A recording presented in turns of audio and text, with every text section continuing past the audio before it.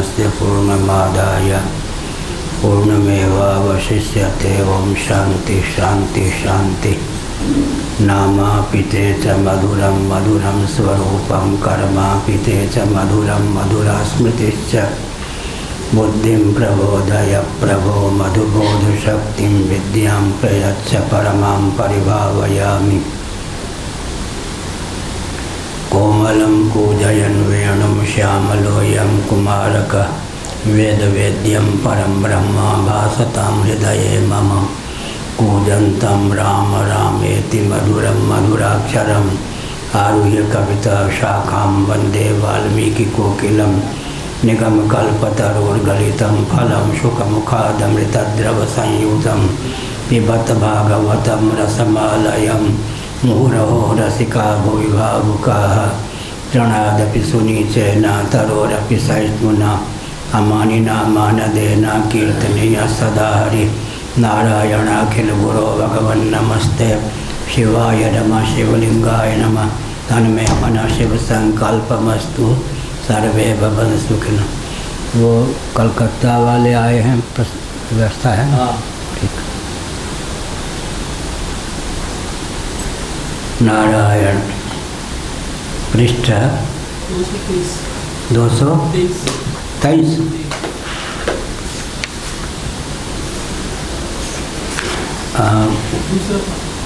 भामती मूल चलता है ना? ठीक।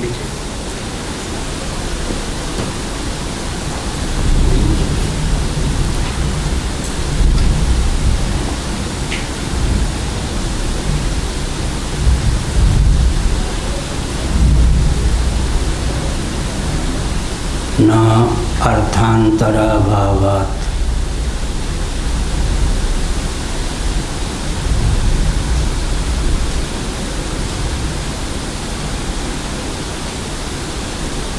पूर्व पक्ष की शंका का निराकरण है।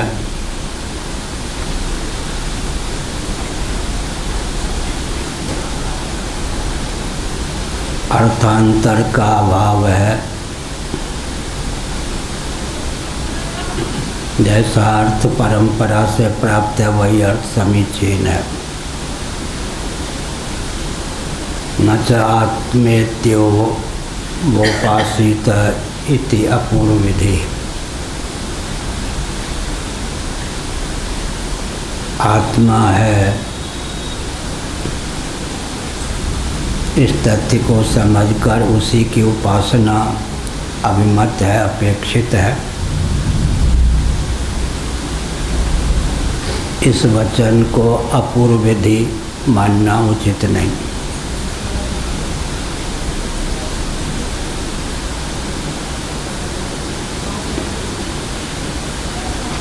यज्ञ आदि को लेकर जो वचन की प्राप्ति होती है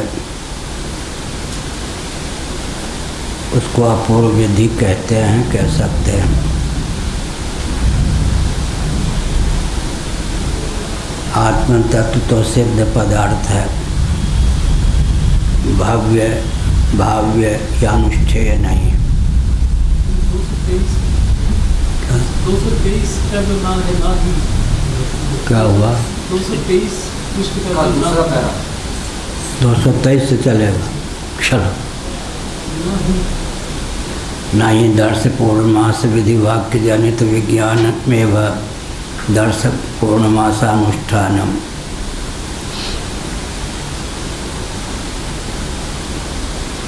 अमावस्या के निमित्त उस अवसर पर जो याग विशेष होता है उसका नाम दर्श होता है। पूर्णिमा के अवसर पर जो याग विशेष होता है उसका नाम पूर्णमास होता है।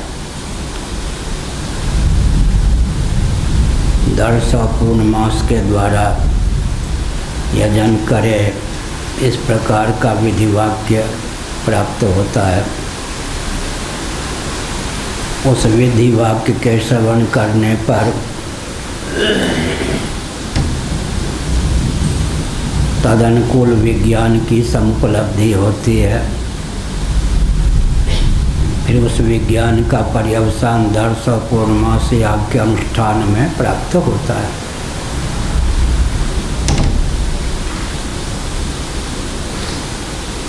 हमने कल कहा था कि कर्मकांड के प्रकरण में ज्ञान का पर्यवसान अनुष्ठान में होता है, उपासना कांड के प्रकरण में ज्ञान का पर्यवसान उपासक की उपासना में होता है, और ज्ञान कांड के प्रकरण में ज्ञान का पर्यवसान ज्ञेय पदार्थ की निष्ठा में होता है। केवल जबानी जमा खर्च से काम नहीं चलता, इसलिए दर्श पूर्णमास के द्वारा यजनीय देवताओं का यजन का विधान प्राप्त है। उस विधि वाक्य को सुनकर, उसके फल को सुनकर अधिकृत व्यक्तियों की दर्श या पूर्णमास याग के अनुष्ठान में प्रीति प्रवृत्ति परिलक्षित होती है। तच्चा आधिकाराद्यपेक्षानुभावी, इस प्रकार का जो ज्ञान होता है उसे अधिकारी इत्यादि की अपेक्षा होती है। कौन अधिकृत है इसका ज्ञान होना चाहिए। अधिकृत व्यक्ति, फिर कब समय का ज्ञान होना चाहिए, देश विशेष का ज्ञान होना चाहिए, और विधि के अनुसार सामग्री का भी चयन होना चाहिए, तब जाकर दर्श पूर्णमास आदि याग का अनुष्ठान संभव होता है।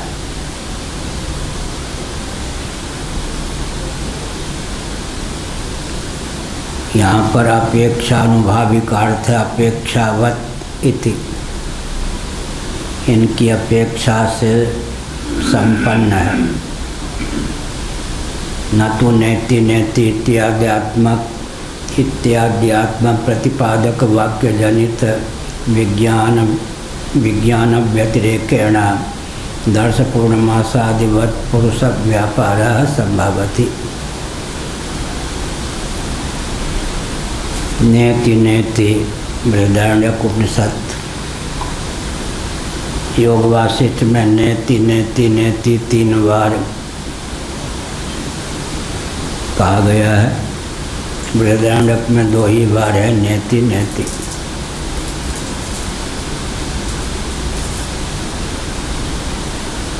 न इति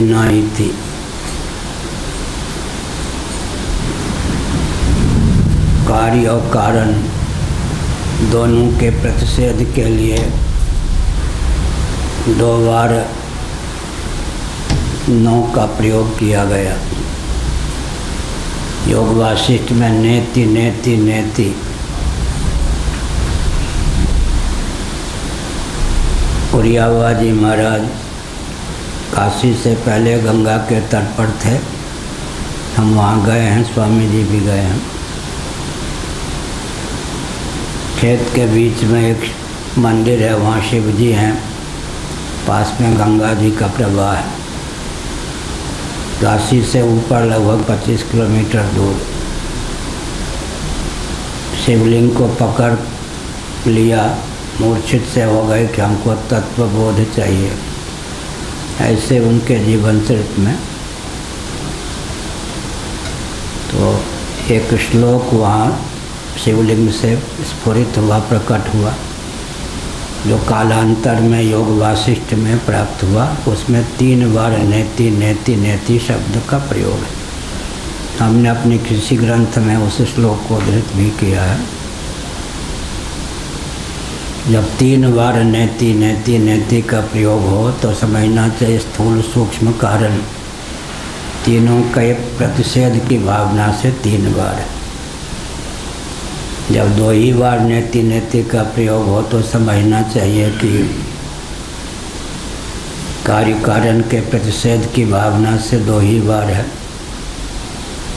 कदाचित कहीं एक ही बार नेति शब्द का प्रयोग हो तो जो भी अनात्मा प्रपंच है, अचित पदार्थ है, उन सब का, या जो भी अनात्मा प्रपंच है उनका, उन सब पदार्थों के वारण के लिए एक ही बार नेति शब्द का प्रयोग है। विवक्षावसात 1, 2, 3 तीनों की संगति है। न इति अर्थात जो कुछ अनात्मा प्रपंच है उसका निषेध करने के लिए एक बार से ही काम चल जाएगा। 2 बार नेति नेति हो तो कार्य कारण दोनों का प्रतिषेध करने के लिए मानना चाहिए। 3 बार नेति का प्रयोग हो तो स्थूल सूक्ष्म कारण तीनों के प्रतिषेध की भावना से नेति का अर्थ करना चाहिए। इस प्रकार विवक्षावसात न तो नेति नेति इत्याद्यात्मा प्रतिपादक वाक्य जनित विज्ञान व्यतिरेकेण दर्श पूर्णमासादिवत पुरुष व्यापार इति इत्यादि आत्मा प्रतिपादक वाक्य जनित विज्ञान। इसका अर्थ क्या होगा? आत्मा प्रतिपादक वाक्य जनित विज्ञान। न इति अतद व्यावृत्या, कल कहा था हमने, अतः निरसनेन, जो कुछ अनात्मा प्रपंच है कार्य कारणात्मक सबका निषेध कर देने पर जो वास्तव आत्म तत्व है वो आत्मा के अनुरूप ही स्फुरित होता है। नहीं तो सोपाधिक धरातल पर अकृष्ण आत्म तत्व का स्फुरन होता है। पिछले दिनों कहा गया, दृष्टि के योग से मान लिया दृष्टा, श्रुति के योग से मान लिया श्रोता, क्रिया के योग से स्वयं को मान लिया कर्ता, गति के योग से स्वयं को मान लिया गंता। इस प्रकार से मति के योग से स्वयं को मान लिया मनता। एक एक क्रिया और करण में तादात्म्यापत्ति को लेकर एक एक आत्मा के स्वरूप का सोपाधिक धरातल पर स्फुरन हुआ।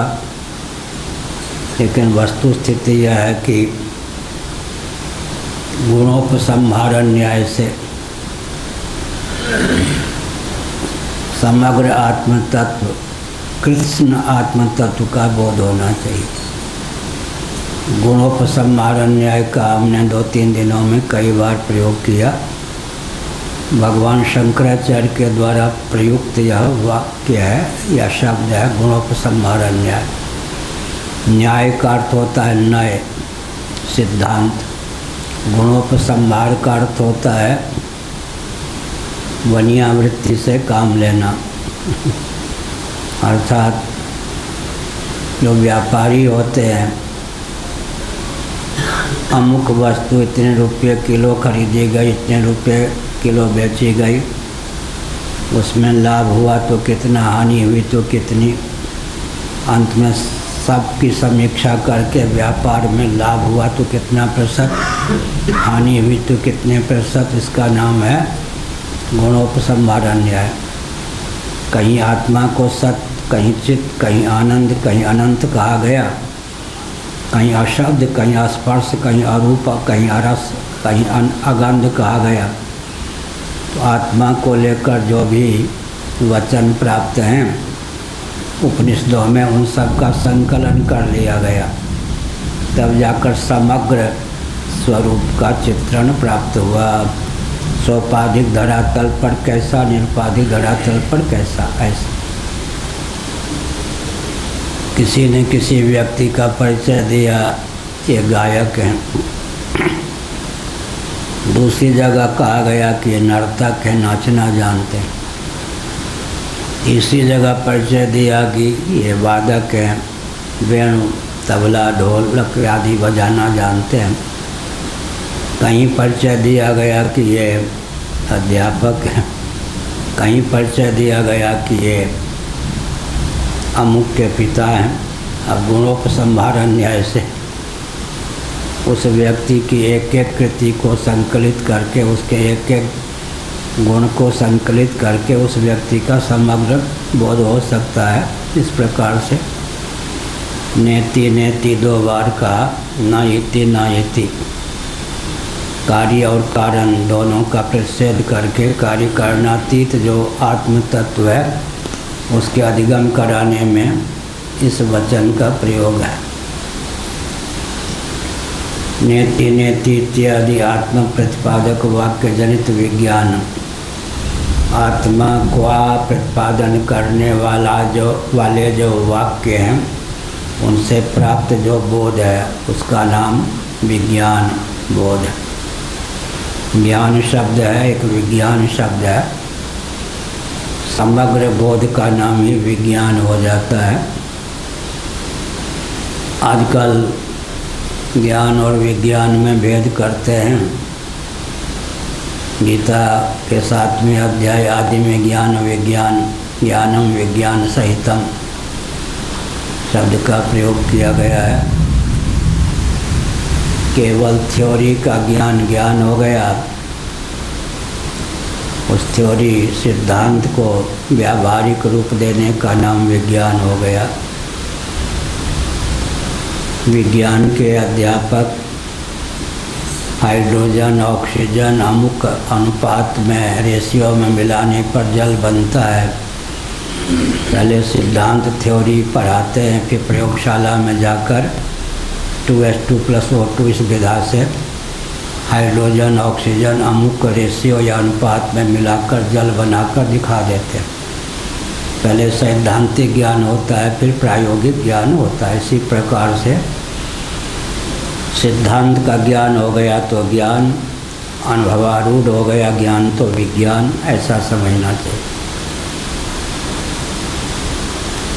विज्ञान व्यतिरेकेण दर्श पूर्णमासादिवत पुरुष व्यापार संभवती न। विज्ञान से ही काम चलता है, फिर क्रिया पर्यवसायी विज्ञान की आवश्यकता नहीं होती है। पुरुष व्यापार, पुरुष माने अधिकृत प्राणी जीव मनुष्य, वह जो कर्मकांड परक वचन को सुनकर अपने अधिकार की सीमा में यज्ञ दान या तप का आचरण करता है उसका नाम पुरुष व्यापार। उसके द्वारा यज्ञ दान तप की सिद्धि होती है, पुरुष व्यापाराधीन नहीं। क्योंकि जो धर्म होता है भाव्य होता है, भाव्य होता है, अनुष्ठेय होता है, साध्य होता है। ब्रह्म क्या है? सिद्ध पदार्थ। धर्म क्या है? भव्य भाव्य अनुष्ठेय। ब्रह्म क्या है? सिद्ध। कहो जी भरद्वाज जी, धर्म क्या हुआ? बैठ के भी कह सकते हो, अभी बुढ़ापा नहीं है तो खड़े भी हो सकते।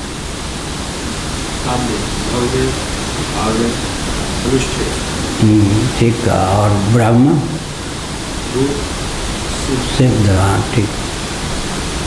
ब्रह्म जो है सिद्ध पदार्थ है, भूत माने सिद्ध, और भव्य माने अनुष्ठेय, भव्य भाव्य अनुष्ठेय साध्य, ये पर्याय बात है। धर्म जो होता है भव्य होता है, साध्य होता है, अनुष्ठेय होता है। ब्रह्म जो है सिद्ध पदार्थ। तब फिर क्या प्रश्न उठता है? सिद्ध को ही भूत कहते हैं। श्मशान में रहने वाले भूत को भूत क्यों कहते हैं? और पंचभूत को भूत क्यों कहते हैं? श्मशान में रहने वाला जो भूत है उसको भूत क्यों कहते हैं? कोई यह न समझे कि भावुकों की कोरी भावना की देन है, कल्पित है। योनि विशेष प्राणी विशेष का नाम भूत है। इस तत्व भ्रम तो सब जगह हो सकता है, लेकिन प्राणी विशेष का नाम भूतानि यान्ति भूतेज्यम यान्ति मध्याजिनोपि माम, तो केवल काल्पनिक नहीं है। योनि विशेष प्राणी विशेष का नाम भूत है, इसलिए भूत को भूत कहते हैं। पंचभूत को पंचभूत क्यों कहते? भूत माने सिद्ध तत्व। ये भी केवल भावना मात्र नहीं है, पृथ्वी भी है, जल भी है, तेज भी है, वायु भी है, आकाश भी है। इस प्रकार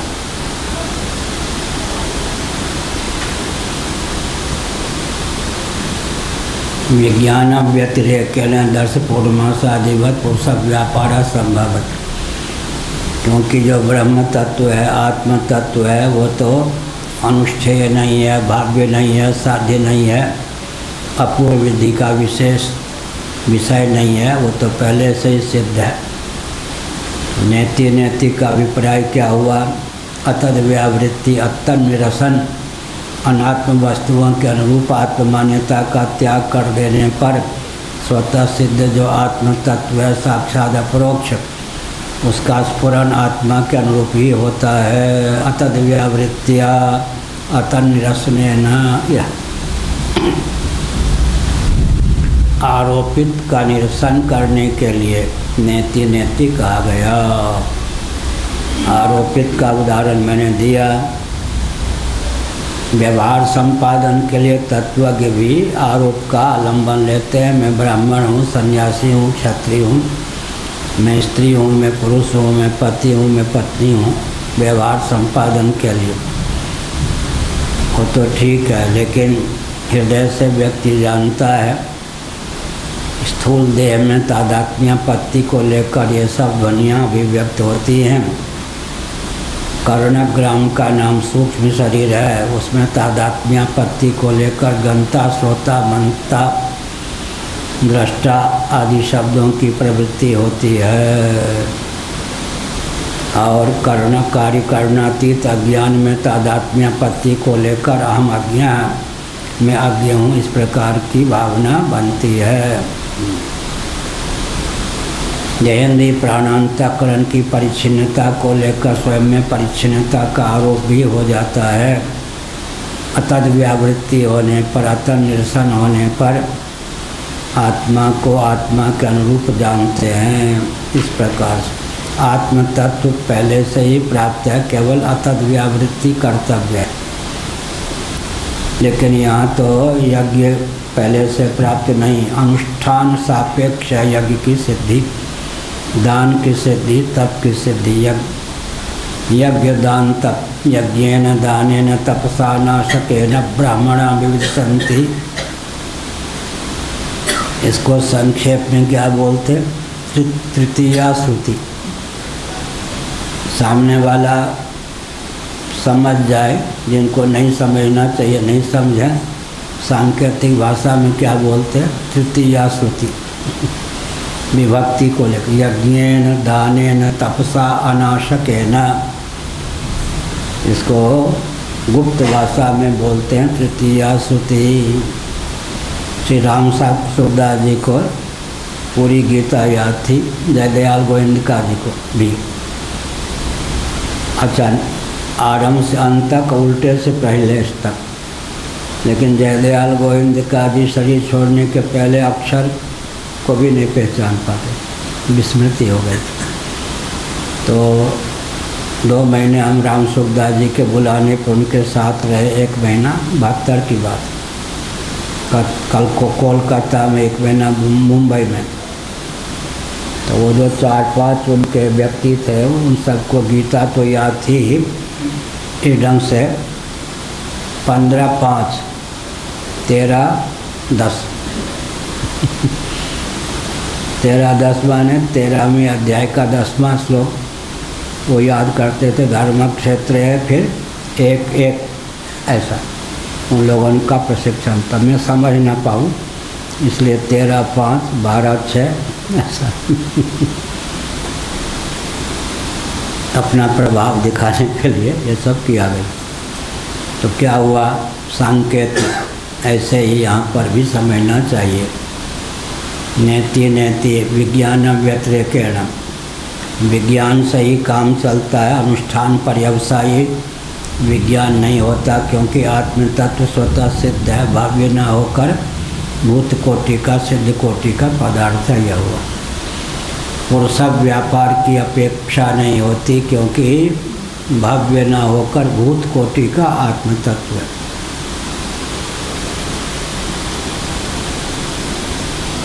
सर्व व्यापारोपशम हेतुत्वात्। कोई कहते हैं जमानी जमा खर्च से क्या चलेगा? जमानी जमा खर्च सब कुछ बन जाएगा। निष्ठा तो होनी चाहिए। लेकिन सर्वव्यापारोपशम हेतुत्वा तद्वाक्य जनित विज्ञानस्य, तद्वाक्य जनित विज्ञान की अभिव्यक्ति कब होती है? सर्व व्यापार का उपशम हो जाने पर। यदा पंचावतिष्ठन्ते ज्ञानानि मनसा सह बुद्धिश्च न विचेष्टते तमाहु परमां गतिम। कठोपनिषद आदि का अनुशीलन करें। यदा पंचावतिष्ठन्ते ज्ञानानि मनसा सह, 5 ज्ञानेन्द्रियाँ कर्मेंद्रियों का भी उपलक्षण है। मन के सहित शांत हो जाए, लय और विक्षेप दोनों से रहित हो जाए। योग का अभिप्राय 2 शब्दों में हमने बताया, लय और विक्षेप। योग में विघ्न क्या है? लय और विक्षेप।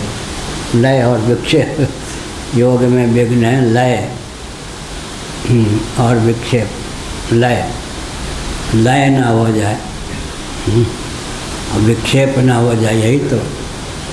नींद आ गई तो लय हो गया और मनोराज्य होने लगा तो विक्षेप हो गया।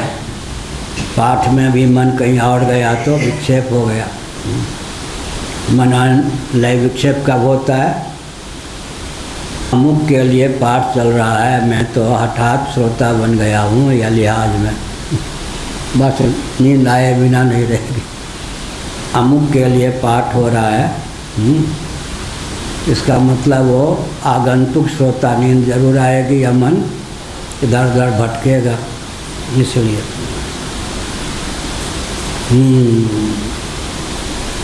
अर्जुन जो थे सुभद्रा देवी को एक क्षत्रिय वीर चक्रव्यूह में कैसे प्रवेश करे इसकी विद्या सुना रहे थे। अभिमन्यु माँ के गर्भ में थे, सुभद्रा के गर्भ में। बच्चा भी सुन रहा था। कौन सी भाषा? जिस भाषा में अर्जुन बोल रहे थे उस भाषा का ज्ञान गर्भ में होगा तभी तो सुन रहा होगा।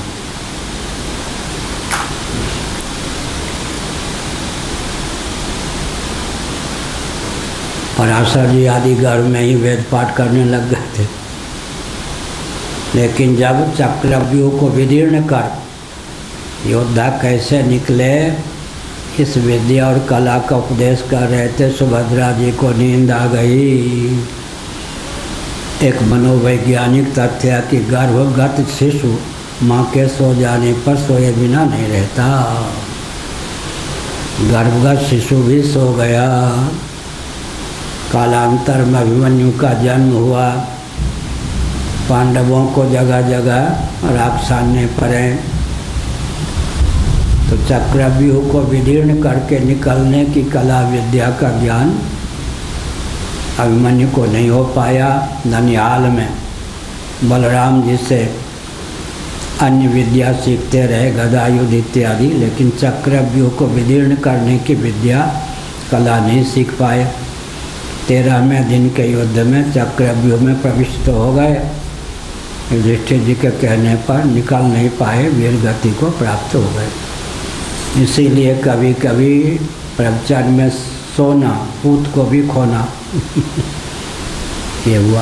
प्रवचन में सोना माने पूत को भी खो देना। हमारे पूज्य गुरुदेव कहते थे नींद की गोली लेने पर भी जिनको नींद नहीं आती, कहीं प्रवचन में सो गए तो नींद की गोली से तो अधिक लाभ हो ही गया। खर्चा भी नहीं, कोई मुसीबत भी नहीं और नींद आ गई तो चलो अच्छा ही है। लेकिन कहीं वक्ता को ही नींद न आ जाए। ओम हरि थे, ओम हरि जी, वो भागवत की कथा कहते कहते स्वयं ही सो जाते थे। 5 मिनट 7 मिनट सो जाते। अब सोता सो जाए तो सो जाए, जब वक्ता ही सो जाएगा तो फिर क्या होगा। इसीलिए कहा सर्वव्यापारोपशम हेतुत्वात् तद्वाक्य जनित विज्ञानस्य। सर्वव्यापार के उपशम हो जाने पर वाक्य जनित विज्ञान की स्फूर्ति होती है। अर्थात यदा पंचावतिष्ठन्ते लय विक्षेप से विनिर्मुक्त हो जाए कर्मेंद्रियाँ ज्ञानेंद्रियाँ अंतःकरण, तब जाकर काम बनता है। नहीं उदासीन विज्ञानम प्रवृत्ति जनकम, उदासीन जो ज्ञान होता है विज्ञान होता है प्रवृत्ति जनक नहीं होता। ब्रह्मात्म विज्ञान निवर्तकत्वाच्च एकमेव। अच्छा आगे पृष्ठ पर है। द्वितीयं तत्त्वमसि इत्येवमादि वाक्यानां न च तन्निवृत्तौ प्रवृत्ति उपपद्यते विरोधात्। यह कहा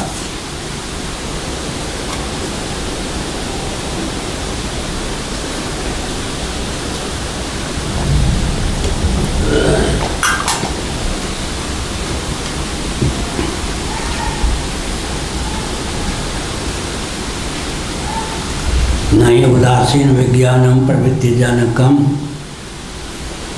उदासीन जो विज्ञान होता है प्रवृत्ति जनक नहीं।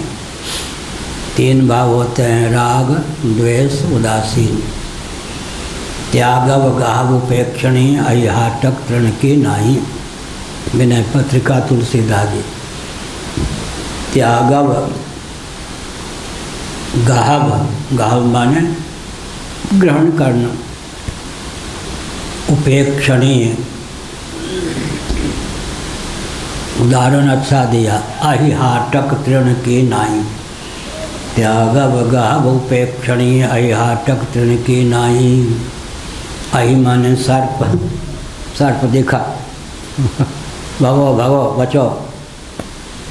हाटक माने सोना, कोई देख तो नहीं रहा है, किसी के गिर पड़े होंगे, हथिया लो। तिनका है न ग्राह्य न त्याज, रहने दो। त्यागव गाव उपेक्षणी अहिहाटक तृण की नाही। तुलसीदास जी ने विनय पत्रिका में लिखा। अद्भुत ग्रंथ है विनय पत्रिका।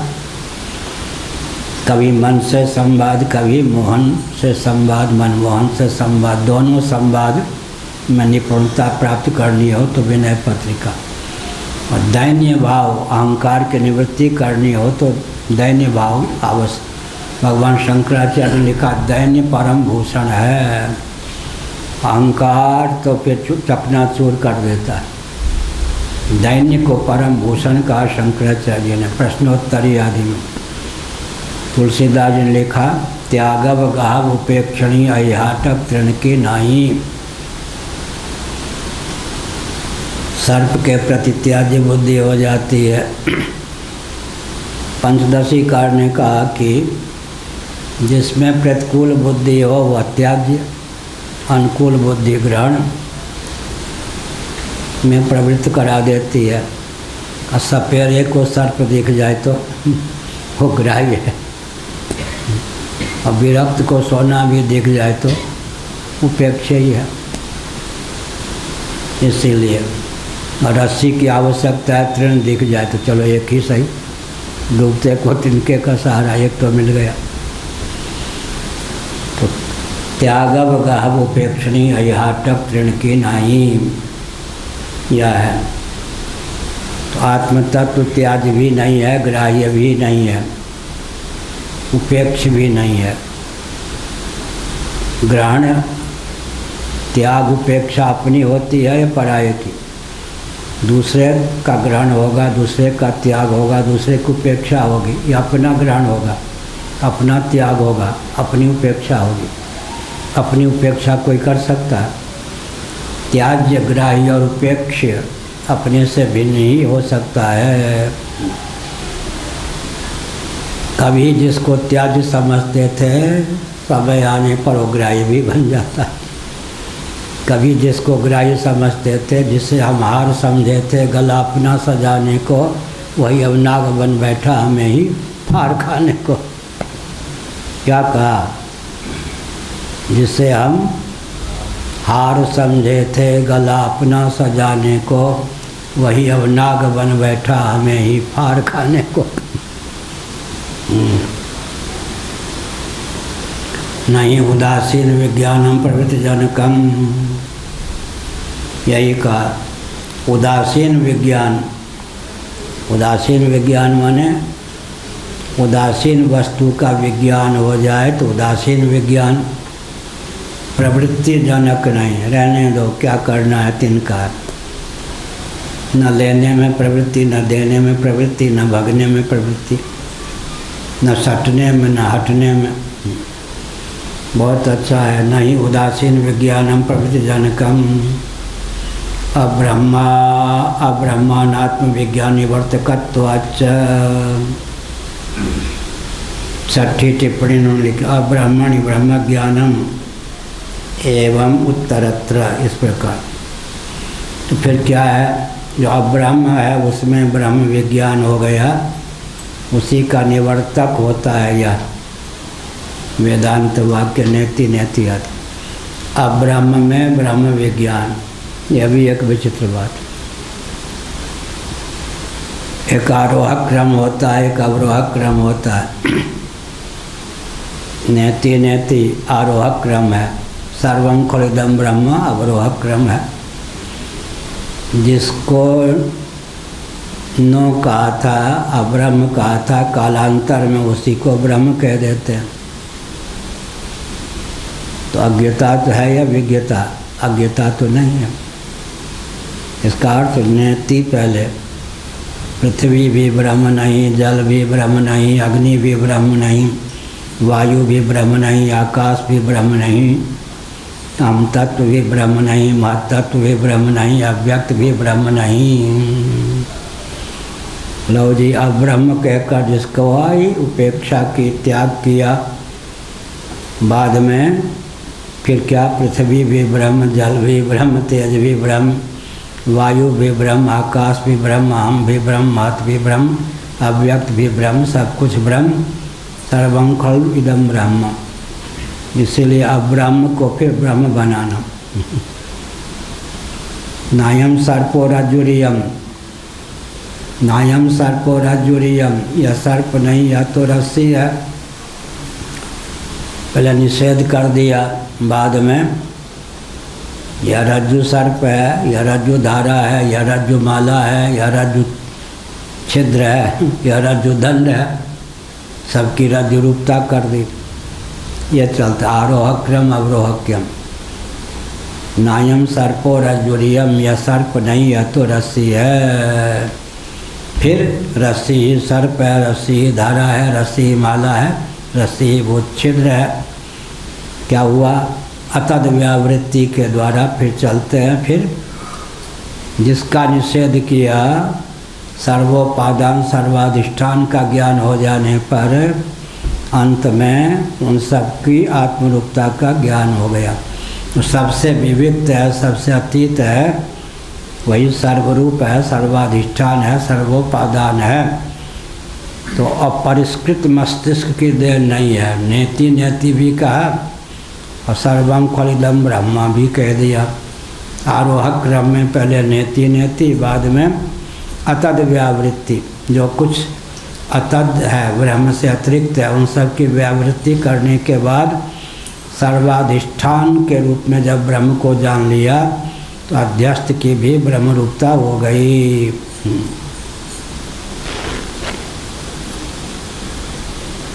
नहीं उदासीन विज्ञानम प्रवृत्ति जनकम, उदासीन विज्ञान जो है वो प्रवृत्ति में जनक नहीं है। अब्रह्मानात्म विज्ञान निवर्तकत्वाच्च, अब्रह्म में अनात्म विज्ञान, अब्रह्म में अब्रह्मानात्म विज्ञान निवर्तकत्वाच्च यह कहा।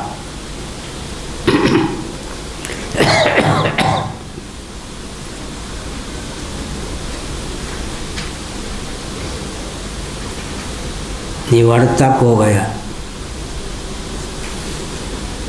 एकमेवा द्वितीयम, एकम एव द्वितीयम।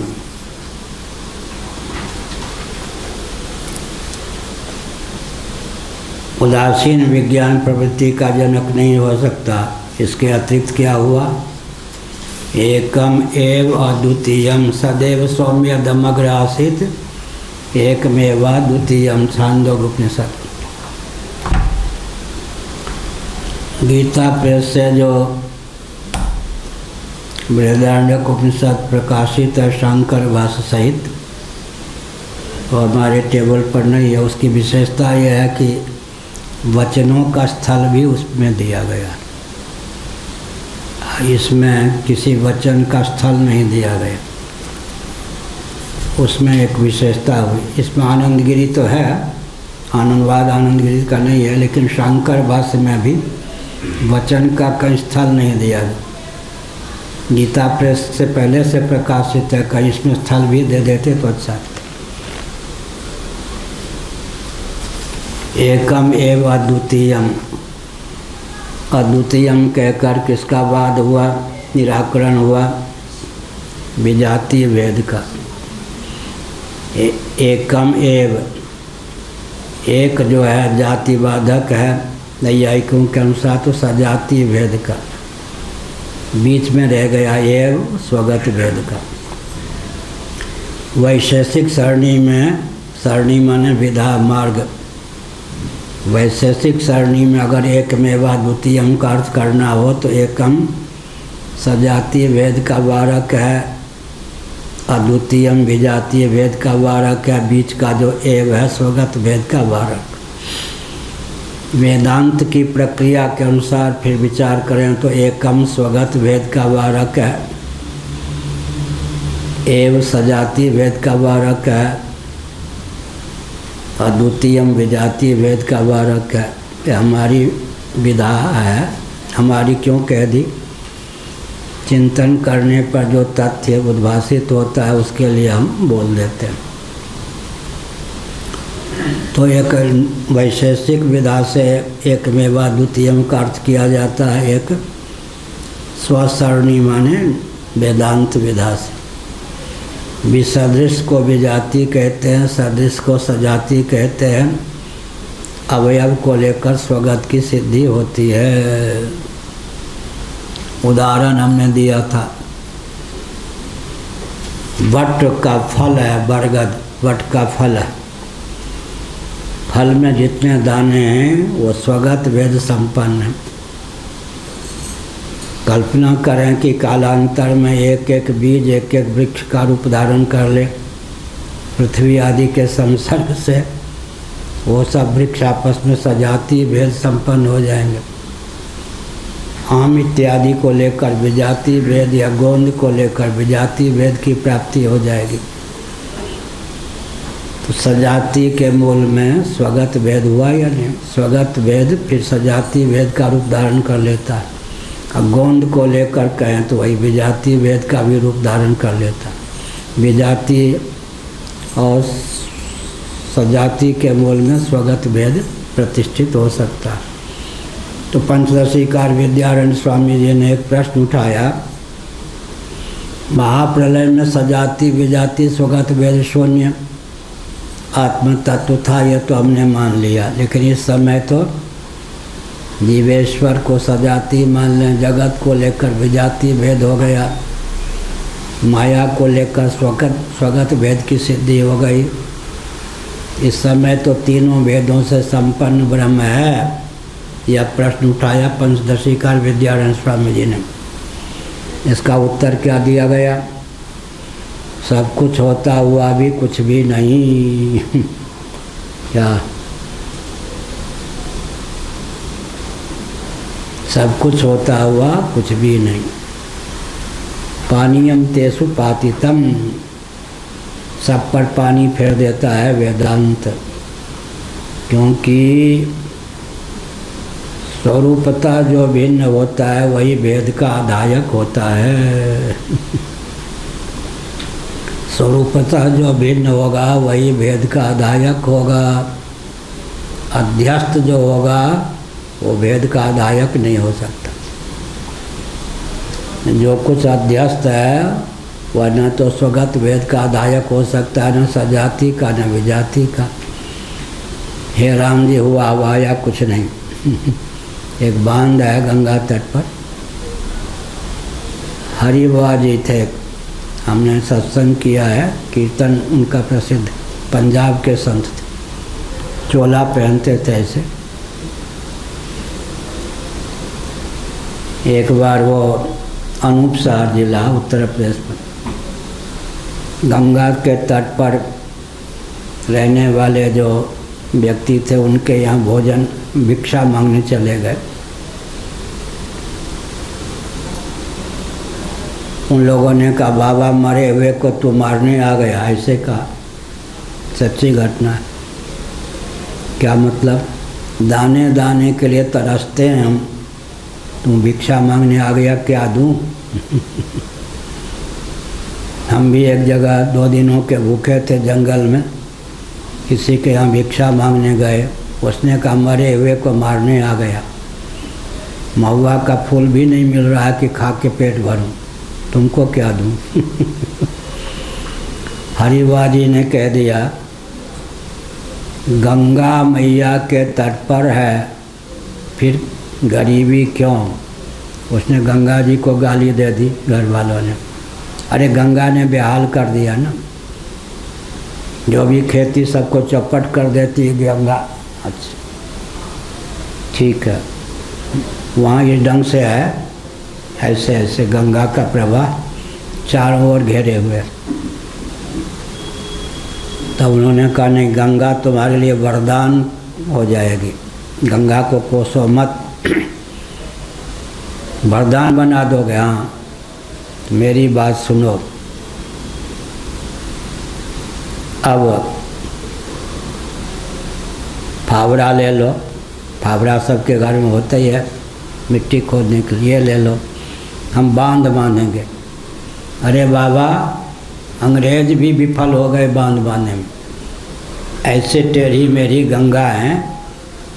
सावन भाद महीने वर्षा के पहले तक बांध इतने कैसे बांध लोगे? 25-30 किलोमीटर नहीं बांधूंगा तो मैं संत हूँ, गंगा में छलांग लगा के शरीर छोड़ दूंगा। लोगों ने सोचा ये बाबा हमने भिक्षा नहीं दी, अपना कोई स्वार्थ नहीं है, चले गए। उन्होंने कहा पहले हम फावड़ा लेंगे। अंत में लोगों को आस्था हुई कि बाबा का अपना कोई स्वार्थ नहीं। 24 घंटे श्रमदान होना शुरू कर, कीर्तन हो, वहाँ लोग लेट जा, अपने घर से कोई बाटी बाटी ले आवें। और दैव योग से बाढ़ आने के पहले, वर्षा होने के पहले 25 या 27 किलोमीटर बालू के बांध बना दिए, ईंट पत्थर कुछ नहीं। उनके प्रभाव से, श्रम किसानों के योगदान से वो बांध आज भी है, आपने जाके देखा है। कुछ अंश टूट जाए तो लोग मरम्मत कर देते हैं। इस प्रकार लगभग 84 गांव को बचा दिया। और एक एक उन दिनों जीप कार की बात नहीं थी, एक एक ऊँट, क्या क्या घोड़े एक एक किसान के घर पे दिखाई पड़ते थे, सबको धनी बना दिया एक बाबा के संकल्प ने। संत लोग क्या नहीं कर देते, हुआ या नहीं? एक बाबा के चैतन्य महाप्रभु आ गए, कहाँ? पुरी में आए, ठीक। अब वो चैतन्य महाप्रभु तो विलीन हो गए भगवान में। बंगाली लोग जरूर पुरी आते हैं, तो जितने पुरी निवासी हैं सबका भरण पोषण बंगालियों के द्वारा होता, गुप्त या प्रकट। वही आते हैं, रेल विभाग का भी पोषण होता, रेल आदि से आए, होटल आदि में ठहरे, सबकी जीविका बंगाल से। चैतन्य महाप्रभु तो बिल्कुल त्यागी तपस्वी थे, लेकिन उन्होंने अरबों व्यक्तियों के भरण पोषण का मार्ग प्रशस्त कर दिया। यानी 500 वर्ष पहले हुए, अब तक 500 वर्षों में पुरी की संख्या कितनी हो गई होगी, जनसंख्या कितने मर गए, कितने जीवित, चलता रहेगा। एक एक संत जो हैं अरबों व्यक्तियों के भरण पोषण का मार्ग प्रशस्त कर जाते हैं। यहाँ का एक मेवा द्वितीयम एकम एवा द्वितीयम, विजाति भेद सजाति भेद स्वगत भेद स्वगत भेद सजाति भेद विजाति भेद शून्य, तत्वमसि तत्त्वमसि। हमारे पूर्वाचार्य जी ने एक सांकेतिक शब्द बनाया था, लोग समझ न पावे, तत्वमसि। रसवती में तत्वमसि की क्या स्थिति, क्या वाक्य था उनका? रसवती में तत्वमसि की क्या स्थिति, क्या अर्थ हुआ? वो तो वाक्य बनाया हुआ है। चौमासा तो मठ में नहीं करते थे ना, बाहर। तो यजमान लोग, रसवती का अर्थ है रसोई घर, तत्वमसी उन्होंने रखा था घी का नाम। रसवती में तत्वमसी की क्या स्थिति? माने यजमान ने भिक्षा के लिए पर्याप्त घी दिया है या नहीं? रसवती में तत्वमसी की क्या स्थिति? अब सेठों के बीच में बोल दो, समझ नहीं पाए। तो उनके जमूरे जो थे, अलग आदि एक दो, सर्वेश्वर तभी जीवित हैं भगवत कृपा। कन्या राशि आज नहीं देखूंगा, भोजन घर में नहीं जा। कन्या राशि, सिंह राशि, तो अपना कटिवस्त्र को यहाँ तक लेते, अवधि थे ना। 50 प्रकार के भोजन बनाने का उनको विज्ञान प्राप्त। रसोई घर में वो चले जाते, हलवाई ऐसा नहीं, ऐसा हाथ चला, वो बेचारे पागल कर दें, ऐसा हाथ चला, ऐसा नहीं चला, ऐसे इसमें ये छौंक डाल, ये नमक डाल, ये मसाला डाल, एकदम तत्वमसी। रसोई घर में क्या क्या रसवती में तत्वमसी की क्या स्थिति? सिंह राशि। फिर कन्या राशि आज नहीं देखेंगे। ऐसे यहाँ तत्वमसी है, तत्वम असि, तत्वम असि, जिससे सृष्टि की उत्पत्ति स्थिति समृद्धि होती है। त्वम, तू जीव जो है वही हो, अर्थात दोनों के वाच्यार्थ का अपनोदन करके लक्ष्यार्थ में जो ब्रह्मात्म तत्व बनता है, बसता है, वही तुम। कूटस्थ की ब्रह्म रूपता, ब्रह्म की कूटस्थ रूपता, कूटस्थ या तुरीय रूपता कूटस्थ सहित ब्रह्म में, और ब्रह्म रूप कूटस्थ में प्रकृति सहित प्रपंच की अध्यक्षता का चंचल निश्चय ही श्रवण है।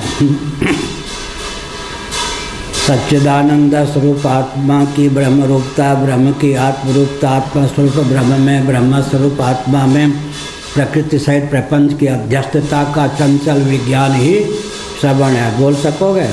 कई बार सुना होगा। हाँ,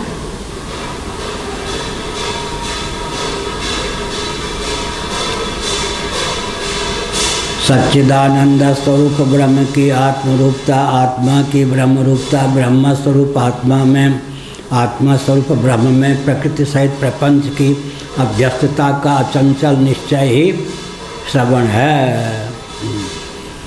श्रवण श्रोतव्य, श्रवण मंतव्य, कोई संशय रह जाए तो मंतव्य, कोई विपर्याय हो जाए तो निधिध्यासितव्य, नहीं तो श्रवण ही पर्याप्त है। किसी व्यक्ति से कहा सुना, जानते हैं कि कान वाला है, सुन लिया, सुना कि नहीं बच्चे को कहते हैं। इसका मतलब जो सुना, मैंने जो कहा उसके करने के लिए उद्यत है या नहीं। सुना कि नहीं का अर्थ क्या हुआ? सुना तो सही, उसके अनुपालन के लिए उद्यत हो या नहीं। तो श्रवण का अर्थ क्या होता है? सच्चिदानंद स्वब्रह्म की आत्मरूपता, ब्रह्म और आत्मा की ब्रह्म रूपता, आत्मा स्वरूप ब्रह्म में, ब्रह्म स्वरूप आत्मा में प्रकृति सहित प्रपंच की अध्यक्षता का चंचल निश्चय श्रवण है। ये वाक्य हमारा बनाया हुआ है, लंबा। इत्येवमादि वाक्यानाम या कहा, इत्येवमादि माने अहम ब्रह्मास्मि प्रज्ञानम ब्रह्म, ये सब एक एक वेद से संबद्ध। छांदोग्य उपनिषद सामवेद से संबद्ध है, 9 बार तत्वमसी का। ऐत्रेय उपनिषद यहाँ से है, बृहदारण्यक उपनिषद, फिर मांडूक्य उपनिषद, एक एक वेद से संबद्ध, एक एक उपनिषद, एक एक शंकराचार्य मठ के एक एक वाक्य है, महावाक्य। अहम ब्रह्मास्मि तत्वमसि अयमात्मा ब्रह्म प्रज्ञानम ब्रह्म तत्वमसि न च तन्निवृत्तो प्रवृत्ति रूपपद्यते विरोधात्, यह कहा।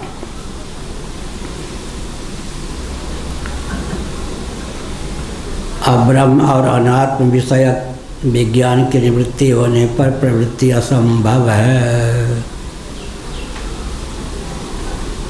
जो कुछ अनात्मा है, जो कुछ अब्रह्म है, उसको लेकर जो विज्ञान प्राप्त है, उस विज्ञान की निवृत्ति हो जाने पर प्रवृत्ति असंभव है।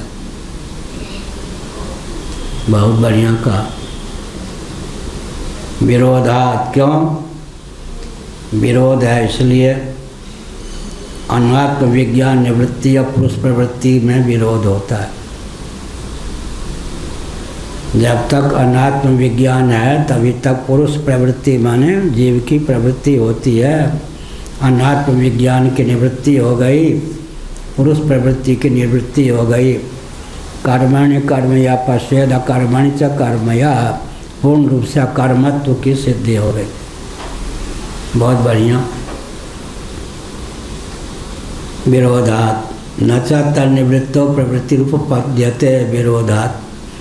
इसका मतलब अकर्म स्वतः सिद्ध है, कर्म जो है आगंतुक है। आगंतुक है मतलब अनात्म वस्तु की के अनुरूप आत्म मान्यता के फलस्वरूप कर्म की सिद्धि है।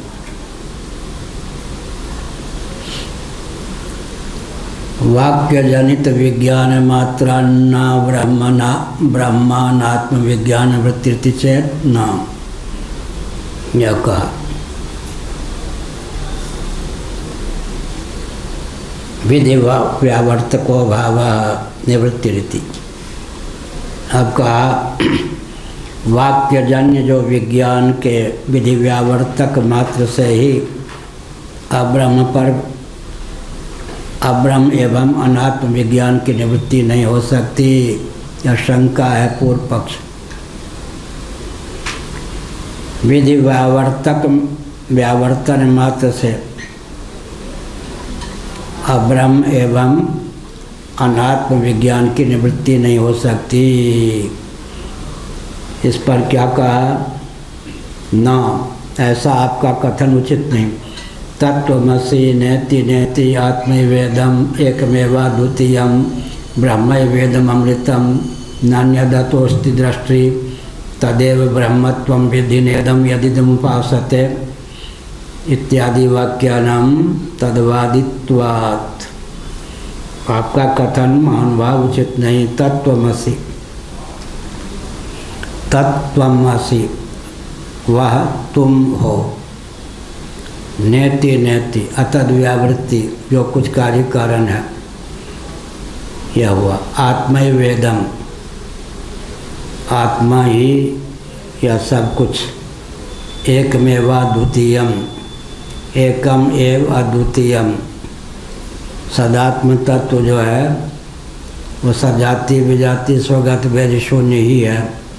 ब्रह्मैवेदम अमृतम इदम, जो कुछ नाम रूप कर्मात्मक जगत है अमृत स्वरूप ब्रह्म मात्र है। नान्यदतोस्ति दृष्टि, इस आत्मा के अतिरिक्त कोई दृष्टा नहीं, श्रोता नहीं, मनता नहीं, विज्ञाता नहीं। तदेव ब्रह्मत्वं विद्धि नेदम यदि उपासते। वचन इतने यहाँ पर उद्धृत है। तदेव ब्रह्मत्वं विद्धि, आगे का है नेदम यदि उपासते। कार्य कारण भावापन्न जिस तत्व की तुम उपासना करते हो वह तो वास्तव ब्रह्म नहीं है, निरुपाधिक ब्रह्म नहीं है, ब्रह्म का वास्तव स्वरूप नहीं है। तब क्या है? तदेव ब्रह्मत्वं विद्धि, उपाधि रहित जो ब्रह्म तत्व है उसी को ब्रह्म समझो। अनात्म वस्तुओं के अनुरूप आत्म मान्यता का निरसन करने पर जो शेष रहता है वही ब्रह्म तत्व है। इत्यादि वाक्यानां तद्वादित्वात्, यह हुआ। इन वाक्यों से ब्रह्मात्म तत्व सिद्ध होता है। इसलिए अतः निरसन के द्वारा सबका वाद हो जाने पर, वार निषेध हो जाने पर, वारण हो जाने पर वास्तव आत्म तत्व आत्मा के अनुरूप ही शेष रहता है। मुक्ति हेत्वा अन्यथा रूपम स्वरूपेण व्यवस्थिति, अन्यथा रूपम हेत्वा स्वरूपेण व्यवस्थिति मुक्ति। अनात्म वस्तुओं के अनुरूप आत्ममान्यता का त्याग कर आत्मानुरूप आत्मस्थिति का नाम मुक्ति है। ब्रह्मैवेदम अमृतम, ब्रह्मैव इदम अमृतम, यह सब अमृत स्वरूप ब्रह्म ही है। सबका निषेध करके फिर सबकी ब्रह्म रूपता का ज्ञान। अतद व्यावृत्ति के बाद क्या हुआ? अतत की ब्रह्म रूपता का ज्ञान। आरोह क्रम अवरोह क्रम यह है। घट ही मिट्टी नहीं, कुल्लड़ ही मिट्टी नहीं, सकोरा ही मिट्टी नहीं, और घट भी मिट्टी ही, सकोरा भी मिट्टी ही, ये सब है या नहीं? एक में निषेध कर दिया नाम रूप का, और एक में तो मूल तत्व है उसी की नाम रूप के माध्यम से पृथक पृथक रूपों में अभिव्यक्ति भी है। दोनों प्रक्रिया है, आरोह क्रम अवरोह क्रम। इसलिए घाटे की बात नहीं, जिसका जिसका निषेध किया फिर उन सबको अपना लिया आत्मा कहकर, ब्रह्म कहकर।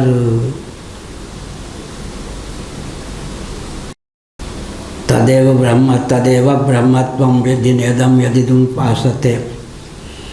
तुम जिस परिच्छिन्न अकृष्ण की उपासना करते हो इतना ही ब्रह्म नहीं, सर्वोपाधि विनिर्मुक्त जो ब्रह्मात्म तत्व है, आत्म तत्व सच्चिदानंद स्वरूप है, उसी को ब्रह्म समझो। सबका व्यावर्तन और फिर सबकी ब्रह्म रूपता का बोध, यह हुआ व्यावर्तन। घट ही मिट्टी नहीं, फिर कपाल ही मिट्टी नहीं, फिर पिंड ही मिट्टी नहीं, फिर चूर्ण ही मिट्टी नहीं, ऐसा। और फिर क्या कहेंगे? घट भी मिट्टी ही, फिर क्या कहेंगे? कपाल भी मिट्टी ही, फिर क्या कहेंगे? पिंड भी मिट्टी ही, फिर क्या कहेंगे? चूर्ण भी मिट्टी ही। एक बार नहीं, एक बार हाँ।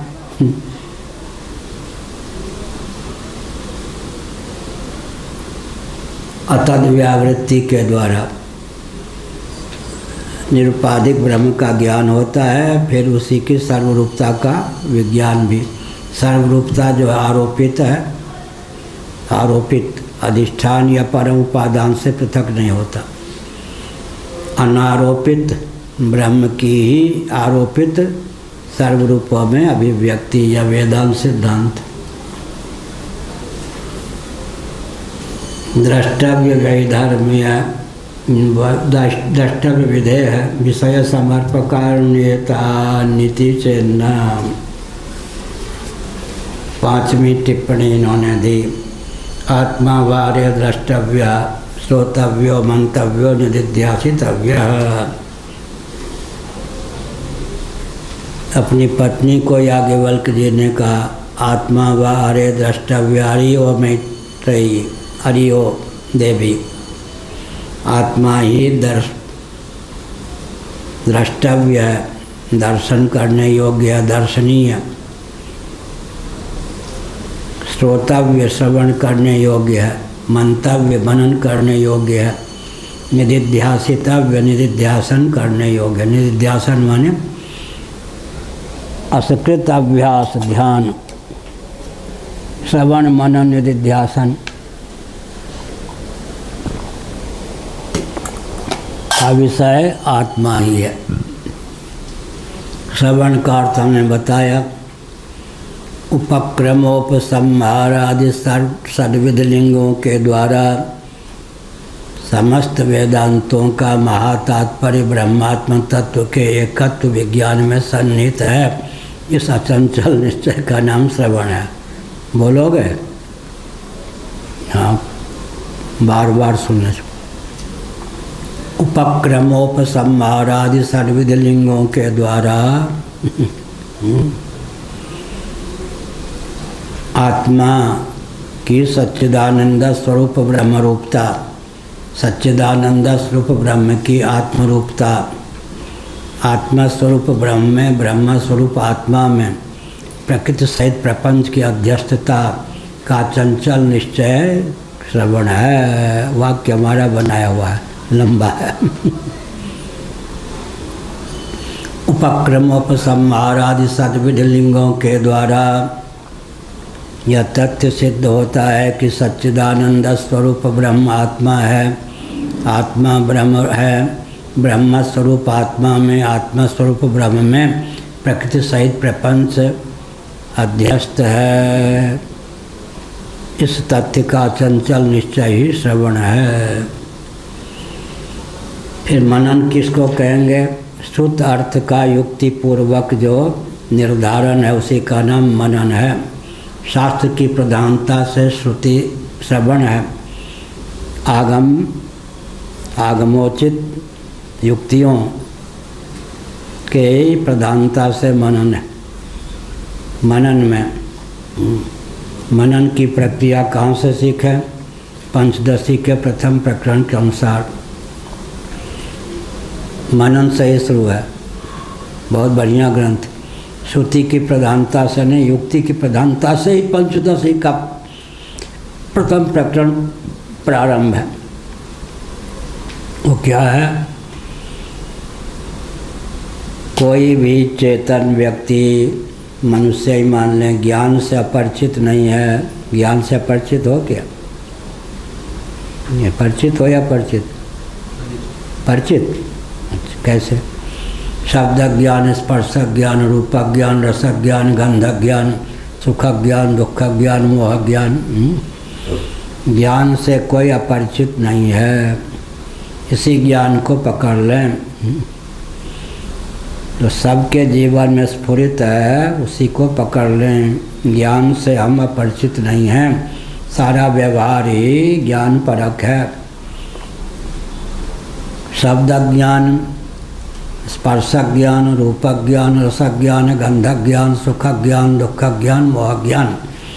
अष्टधा प्रकृति का विलासभूत जो जगत है 8 रूपों में व्यक्त होता है। किन किन रूपों में? शब्द, स्पर्श, रूप, रस, गंध, सुख, दुख और मोह। सुख, दुख और मोह। अहम को लेकर दुख, महत को लेकर सुख, अव्यक्त को लेकर मोह। ये भी हमारा बनाया हुआ वाक्य है। शब्द, स्पर्श, रूप, रस, गंध, सुख, दुख और मोह के रूप में अष्टधा प्रकृति का विलासभूत यह जगत हमारा आपका ग्राह्य होता है। शब्द स्पर्श नहीं, स्पर्श रूप नहीं, रूप रस नहीं, रस गंध नहीं, गंध सुख नहीं, सुख दुख नहीं, दुख मोह नहीं। परस्पर क्या है? ये व्यावृत्त हैं। अनुगत कौन है? शब्द ज्ञान, स्पर्श ज्ञान, रूप ज्ञान, रस ज्ञान, गंध ज्ञान, मोह ज्ञान, सुख ज्ञान, दुख ज्ञान। तो क्या अर्थ हुआ? शब्द आदि में परस्पर भेद हैं, ज्ञान में क्या है? विषय के भेद से भेद है, स्वतः भेद नहीं है। तो ज्ञान एक हो गया या नहीं? फिर ज्ञान जो है स्वप्रकाश है, भाष्य नहीं है। तो ज्ञान एक होता हुआ स्वप्रकाश है, स्वप्रकाश होता हुआ एक है। सोमवार का ज्ञान, मंगलवार का ज्ञान, बुधवार का ज्ञान, इस वर्ष का ज्ञान, उस वर्ष का ज्ञान। काल से भी ज्ञान में भेद नहीं होता, देशांतर से भी ज्ञान में भेद नहीं होता, वस्तुअंतर से भी ज्ञान में भेद नहीं होता। तो ज्ञान की एक रूपता तथा स्वप्रकाशता सिद्ध है। आत्मा होने की योग्यता किसमें होगी? तो स्वप्रकाश होता हुआ एक हो। सामान्य नियम यही है। आत्मा होने की योग्यता किसमें होगी? तो स्वप्रकाश होता हुआ एक हो, नित्य हो। अब नैयायिक वैशेषिकों की दाल मानो गल गई, न रहे बाँस न बने बाँसुरी, न बने बाँसुरी न बजे बाँसुरी। ये जो वेदांती है इसका नाम है उपोद्घात। किसी को दूध लेने थे या दही लेने थे, पड़ोसी के यहाँ चला गया। आजकल भैंस वैंस रखते या नहीं? ये सब वो समझ गया कि भैंस या गाय से तात्पर्य नहीं है, तात्पर्य है दूध से। इसका नाम उपोद्घात। क्या हो गया? विषय के भेद से ज्ञान में भेद नहीं। दिन के भेद से, काल के भेद से ज्ञान में भेद नहीं, देश के भेद से ज्ञान में भेद नहीं। तो ज्ञान एक सिद्ध हो गया, स्वप्रकाश है। स्वप्रकाश होता हुआ एक और नित्य है। जागृत में भी है, स्वप्न में भी है। सुषुप्ति में ज्ञानाभाव है, वैशेषिक नैयायिक कहेंगे, लेकिन ज्ञानाभाव सुषुप्ति में सिद्ध नहीं है, असिद्ध है। क्यों है? नींद टूटने पर स्मरण क्या होता है? सुखमहम अस्वाप्सम न किंचित अवेदिसम मामप्यहम न ज्ञासिसम। मैं सुखपूर्वक सोया, मैंने स्वयं को भी नहीं जाना, मैंने कुछ नहीं जाना। सुखमहम अस्वाप्सम न किंचित अवेदिसम मामप्यहम न ज्ञासिसम। परामर्श माने स्मरण जो है बिना अनुभव के नहीं होता। अनुभव ना हो स्मरण हो क्या संभव है? बिना अनुभव के स्मरण नहीं होता। जैसे कि सामने माता वह मेरी माँ, अनुभव हुआ तभी तो स्मरण होता है। तो गाढ़ी नींद में अगर सुख और अज्ञान का अनुभव न हुआ होता तो नींद टूटने के बाद इस प्रकार का परामर्श कैसे होता कि सुखमहम अस्वाप्सम न किंचित अवेदिसम। साथ ही साथ अगर अहंकार अहम ही आत्मा हो तो फिर मामप्यहम नाज्ञासिसम हो गया। श्री वैष्णवों का सिद्धांत कहाँ चला गया? अहमर्थ को ही आत्मा सिद्ध करेंगे, सुसुप्ति में अहम की गति नहीं। अहमिच प्रसुप्ते श्रीमद्भागवत एकादश स्कंध। इसलिए सुखमहम अस्वाप्सम न किंचित अवेदिसम मामप्यहम नाज्ञासिसम। फिर कहा जाता है कि परामर्श या स्मरण तो होता है अहंग्रह पूर्वक, जो अनुभविता होता है वही स्मरता होता है, दोनों का समानाधिकरण्य विवक्षित है। अगर अहम होता ही नहीं सुसुप्ति में तो अहंग्रह पूर्वक स्मरण कैसे होता? एक पक्ष ये हुआ। दूसरा पक्ष क्या हुआ? अगर सुसुप्ति में अहम हो तो नींद कैसी? अहम भी फुदकता रहे और हम सोए हुए हैं, ये भी कैसे होगा? जागृत होगा, स्वप्न होगा, मनोराज्य होगा। सुसुप्ति के लिए तो हमेशा प्रसुप्त श्रीमद्भागवत एकादश स्कंध। तो अनुभव अहंग्रह शून्य भूमि में अनुभव हुआ। स्मरण करते समय अहंग्रह पूर्वक ही स्मरण हुआ। इसका मतलब क्या हुआ? अहम की बीजावस्था की दशा में जो अनुभव हुआ वो बीजावस्था जब फैल गई, अहम के रूप में अभिव्यक्त हो गई तो स्मरण हुआ। जैसे हम कहते हैं कि जल माने पानी, पानी जानते हैं? अगर हम क्या कर दें, गुलाब जल डाल दें, कपूर डाल दें और फिर पानी शैत्य की अधिकता से क्या हो जाए, जम जाए, तो जमे हमें भी उसका संस्कार रहेगा या नहीं? ऐसे ही क्या सिद्ध हुआ? सुसुप्ति जो है उसमें जो अनुभव होता है उसके संस्कार घनीभूत जो अंतःकरण है उस पे पड़ जाते हैं। वही द्रवावस्था को प्राप्त होने पर उस संस्कार का उदय स्मरण के रूप में होता है। इस प्रकार से सुसुप्ति में भी अहम न होने पर उसकी बीजावस्था अविद्या शेष रहती है। उस अविद्या भूमि में जो अनुभूति होती है, अविद्या भूमि में अनुभूति के विषय कौन है? सुख और अज्ञान। उसी का स्मरण होता है। सुखमहम अस्वाप्सम न किंचित अवेदिसम मामप्यहम नाज्ञासिसम। इतने में क्या कर दिया? पूज्य गुरुदेव का ग्रंथ है अहमर्थ, उसका पूरा सारांश 5-7 वाक्यों में कह दिया। पूरा ग्रंथ का नाम है अहमर्थ परमार्थ सार, लेकिन स्वतंत्र ग्रंथ अहमर्थ है परमार्थ सार। एक ही ग्रंथ जिसका पूज्य गुरुदेव ने हिंदी में अनुवाद किया। संस्कृत में ग्रंथ लिखा, हिंदी में ग्रंथ लिखा, किसी ग्रंथ का अगर अनुवाद किया परमार्थ सार। भगवान शेष का उपदेश है परमार्थ सार, तो परमार्थ सार का हिंदी में अनुवाद किया। बाकी पूज्य गुरुदेव ने किसी संस्कृत के ग्रंथ का हिंदी में अनुवाद नहीं किया। ग्रंथ हिंदी में लिखा या संस्कृत में लिखा, अनुवाद केवल परमार्थ सार का किया। उसका अनुवाद क्यों किया? शेषनाग का अवतार माना जाता श्री रामानुजाचार्य को, तो शेष का जो वचन है वो परमार्थ सार में अंकित है। तो रामानुजाचार्य जी महाभाग को अगर शेषावतार आप मानते हैं तो शेष रूप से जो उन्होंने तथ्य का प्रतिपादन किया वो क्यों नहीं आप मानते? इसलिए परमार्थ सार का महाराज ने अनुवाद किया।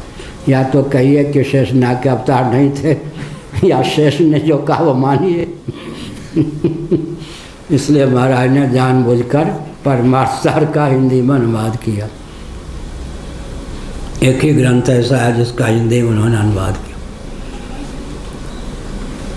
अभी तो चौमासे में यहाँ पेट इतना फूलता है, बस पढ़ा लेता हूँ।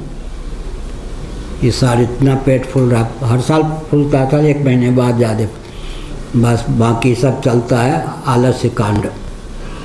तो अनुवाद करना अभी छूटा हुआ, नहीं तो महाराज का ग्रंथ, महाराज ने बहुतों को कहा था अपने जीवन काल में, उनके ग्रंथ क्या नाम है, हाँ, भक्ति रसायनवा का हिंदी अनुवाद करने के लोग नहीं कर पाए।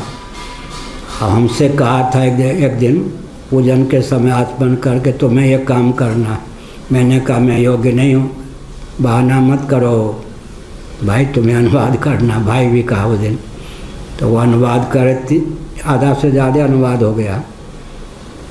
अब हाँ, आधा से ज़्यादा अनुवाद हो गया।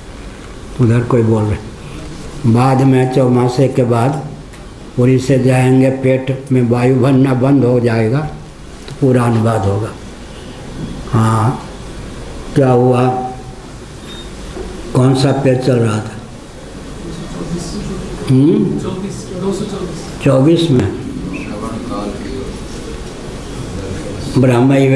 ब्रह्मैवेदम अमृतम नान्यदतोस्ति दृष्टि तदेव ब्रह्मत्वं विदित्यादि वाक्यानां तद्विदा तद्वादित्वात्। ब्रह्मात्म तत्व का निरूपक वचन नहीं, ऐसा नहीं कह सकते। आत्मा की ब्रह्म रूपता शास्त्र सम्मत ही है। द्रष्टव्य विधेय विषय समर्पकाणी एतान्निति चेन्ना, यह द्रष्टव्य 5वीं टिप्पणी के बाद कह दी गई। आत्मा बाहरे द्रष्टव्य, आत्म तत्व दर्शनीय है, दर्शन करने योग्य तो आत्मा ही है, श्रवण करने योग्य तो आत्मा ही है, मनन करने योग्य तो आत्मा ही है, निधिध्यासन करने योग्य तो आत्मा ही है। निधिध्यासन माने ध्यान। तो दिखा दो भाई। तो द्रष्टव्य का अर्थ क्या हुआ? दर्शन करने योग्य। दर्शन का अर्थ क्या होगा फिर? जिस वस्तु के अनुभव की जो विधा है, उस विधा का आलंबन लेकर उस वस्तु का अनुभव ही दर्शन है। हर वस्तु नेत्र का विषय बन जाए तभी उसका दर्शन मान्य है या मान्य? हाँ, ठीक कहा चक्रवर्ती जी ने, ठीक कहा।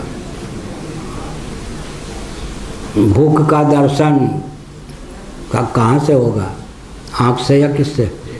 पेट से होगा। वाह, बढ़िया कहा। ये तो ठीक है। भूख कहाँ लगती है? पेट में। भूख का दर्शन कहाँ से होता है? पेट से। पेट में कौन सी ज्ञानेंद्रिय? त्वक। पेट में नाक है। अभी भूख लगी होगी इसलिए बुद्धि काम नहीं कर। भूख का दर्शन किससे होगा? दर्शन माने ज्ञान। भूख किस कारण से का विषय होगी? प्यास का दर्शन किससे होगा? सुख का दर्शन, दुख का दर्शन और अज्ञान का दर्शन। तो यहाँ पर द्रष्टव्य माने विधेय, विषय संपर्काण्यतानि इति चैन। जिस वस्तु के बोध की जो विधा है, उस विधा से ही उस वस्तु का बोध हो सकता है। अंत में बोध ही दर्शन है। नेत्र का विषय ही दृश्य नहीं है। जिस वस्तु के बोध की जो विधा है, उस विधा का आलंबन लेकर उस वस्तु का जो बोध है, यही दर्शन की सार्वभौम परिभाषा। बहुत बढ़िया। सुनाओ, भूख सगुण निराकार है या सगुण साकार? चक्रवर्ती जी। हाँ, ये भूख सगुण साकार। हाँ, सगुण निराकार भोजन। सगुण साकार भोजन करने पर सगुण निराकार भूख की निवृत्ति होती है या नहीं होती है? वाह। प्यास सगुण निराकार है या सगुण साकार? और पानी सगुण साकार पानी पीने पर सगुण निराकार प्यास की निवृत्ति होती है या नहीं? बढ़िया। सगुण साकार का उपयोग हुआ या नहीं? सगुण निराकार भूख, सगुण निराकार प्यास, सगुण साकार अन्न और सगुण साकार जल, इनके सेवन से शरीर में दर्द जो है सगुण निराकार है या सगुण साकार? सगुण निराकार। और पेट ये पाँव दबा दिया, जहाँ दर्द दबा दिया वो पाँव तो सगुण साकार है, दबाना सगुण साकार है, सगुण निराकार। ऐसे ऐसे करना सगुण निराकार हुआ। थकान की निवृत्ति हो जाती है नहीं? सगुण निराकार भूख की निवृत्ति सगुण साकार भोजन से, सगुण निराकार प्यास की निवृत्ति, सगुण निराकार शोक की निवृत्ति सांत्वना से। सांत्वना जो है सगुण निराकार है, सगुण साकार? और शोक भी सगुण निराकार। ठीक। ओम पूर्णमदः पूर्णमिदं पूर्णात् पूर्णमुदच्यते पूर्णस्य पूर्णमादाय पूर्णमेवावशिष्यते। ओम शांति शांति शांति। नारायण अखिल गुरो भगवन् नमस्ते। शिवाय नमः, शिवलिंगाय नमः।